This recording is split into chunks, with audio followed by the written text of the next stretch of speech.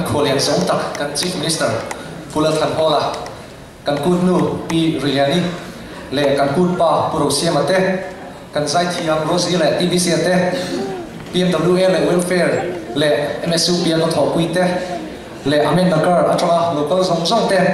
le ka sian tu tak ko nau pune mi song song te voinia chap cha kuta in ma ka ding thei hi kaloma chap cha kut mang the mi siam tu pathian mingin chibai chap cha kut chibai ka buk cheu ane mi song kut kan nei te singa poi mo per pakhat le tun thlenga kan som de nom chun chu voinia kan mang le ta kan pi le pu te khan sun takin he ku thi an mang thira chap cha kut lai chuan in haute in ti boi te arem lai lova rem na le him na kut ni in nu pa in hau te po he ni chuan an rem thira in du sanalan tirin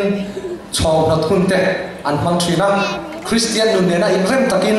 midam te tan mal som na ti chu atakin kan pi le pu te khan he ni ya hian alo nu pui dai to alo ni chu ku chu voina kan kun man hi ani ti se thar le ila kan thian te le kan chen pui kan nam pui te le nam dang te ne na kan in rem na ni ani theina le midam te tan mal som na ni he ni hian atharin itung le pu kan in so mani chu chu mizo christian kan ina ang point kan ti ma mo ane rinom na te thlomai na te taima na te thuoina digna le adam tam tak kan nam nun sia zonun se moi kan chole kan cultural tradition ani ti isenon le amu chacha pu pola nimina msup bo saya sasu hospital thisen tu tak petu te zong zong in chunga kan loma kan chuang chewa in thisen pe na khan nam dang ru ru apo ra tha choin mizo ming ati thap ngai ka be se ne kan cultural kan mizo nam hi nang ma le ke man kan ngai sa lo chuan kan choi moi lo chuan tu dang mai min choi moi sang do lo ti senon leila nang le ke kan choi sa na kan choi moi chuan nam ro pui kan la ni do na ni mani nam mu sit chi mi ro pui anong mai lowa mani nam phat san chi mi lo tling le an ton tla anong mai lo ti senon leila khover mi ro pui le nam ro pui piang hian mani nam le culture ngai sangin thei to pin a choi san an tum zo thrin ane kan pi le pu te ha ta ka rim ta ka kum thluan na an thon nuwa o le line cha cha ku an mang thina lim ta ka ku join lo lam na sam thok tu re na chuak le vek thrin ti ka siang chu tiang che chon voina helaya ku lo ma lo kal khom te po kan pi le pu te culture chu vong nung lein bu seng huna tam tak kan thar the nan kan zir lai le kan na thona mizo takin tei male zolin I thok chuak ang mia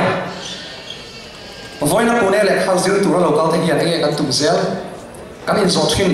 kan in zo nan fo alai ne tong pong thian sa na le zir sa na certificate remote hi lo vila shriat na le thiam na ro pui le dik chu zo kam bu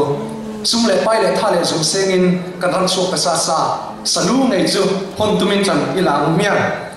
certificate kan la kan du to ka kan ho le ngota na on chuang lo tin kan omo le mai maya hei hiya ngai tuara ati thui trim le ane mizoram budget hi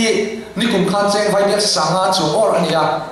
chu chuan aram lei lung fa te song song hi lo fa min chorna chu chuan aram lei lung fa te song song hi lo fa a chor thei do lo ti su chiang ta ni kung dang kan zona ko dang kan seu hi chu rang ani zoram chu atang chau lo po hian nam tan rong abo thei ti hi voi ni hian isenon le hu mani pha an to in lo na zonga zoram hun dang danga le forai thena cholai gap chuak ta te hi an ngai sang ka ti khovel thang zelanga kan la chuak tam zel bo pang amai ro chu ti ruan chuan voinia helai huna lo sa te hian kan khen chin hi du tok lo ila malam panin ke I pen zelango helai pune chung le apo kan chian pa samis pa chuan mani khan call center rai ta ko thon no call center ma poli na honga ni ala lu ta khatian han ngai to khan ruwa o ana thrin chu tiang che chuan zir lai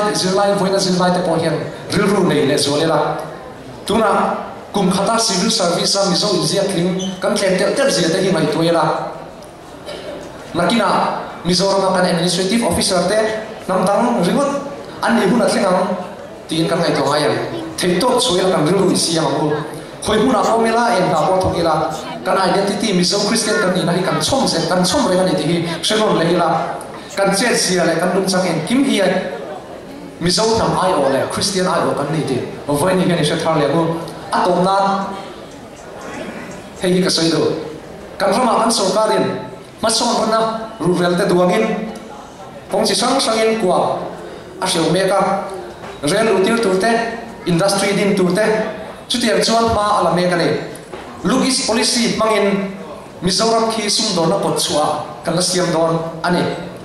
kan du lo thei ani lowa khovel sang kan na ina aken telani chuwang chuan henga hian thei to pin kan ril ru siamila kan ram shoi tu te le kan prosang shoi tu ten thei to chua thin ma se ami pui te hian kan ril ru kan siam thiam lo chuan engma om sia om don chuang lo ani chuwang chuan chutiang ani lo ran chuan nang le ke kan poimo kan kuta en kim a om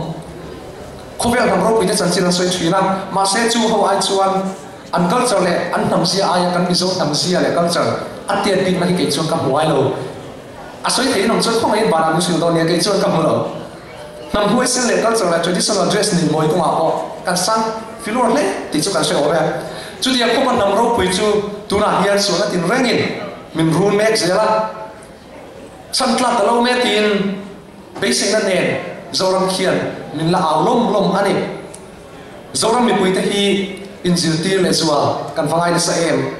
malam hun thir thiam lo basic om lem lo maba thir dik thiam lo le kha thiam in ti mi zo thalai kan tam tak sia te khi kan ngai tu ngai em kan se vela nam dam tem thiam taka relo te ya kan nam an thiam nam mang te economic exploitation mang te min chim ro chuan tuna ILP la li lawe mem relu lawe mem industry din po lawe mem schedule la mizo trong tel po lawe mem mizo te hi an sia ro mai kan la liam ti hi kan ngai to ga yam le chu lam hoi chuan kan ril ru isia ma miam chu tiang le lo tur chuan ra le sakol ma zamai lo mizo tlang wal kan lo ma de lo me thei to chuala khuavel chi ro le klom velo la lu ro pui li ani tha te